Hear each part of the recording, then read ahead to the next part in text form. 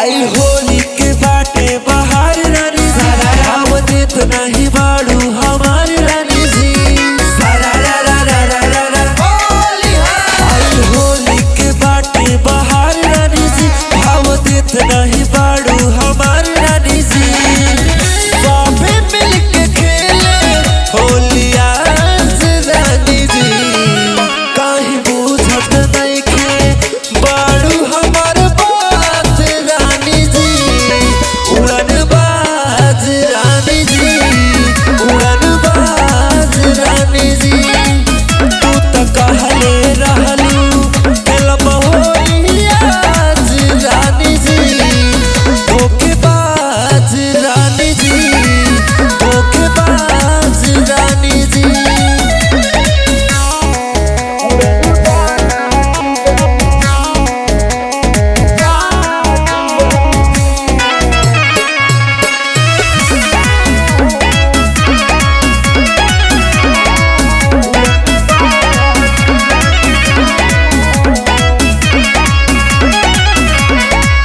पलटी में घोरी रंगवा सब भइल तैयार बा सुन रानी हमर पिचकारी मोटे औरी लमहार बा काम छोड़ा चला बहरा हमार रानी जी तोरा संगे होली खेलब हम आज रानी जी कवन भइल गलती न दिलु ध्यान रानी जी काहे बुझत नहीं खे बाड़ू हमार बात रानी जी उड़न बाज रानी जी उड़न बाज रानी जी तू तो कहले रहलू खेलब होली आज रानी जी धोखेबाज रानी जी धोखेबाज रानी जी सारा रा रा रा रा रा रा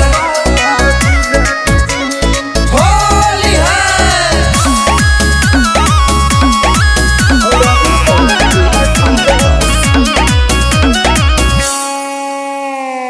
सोचत बानी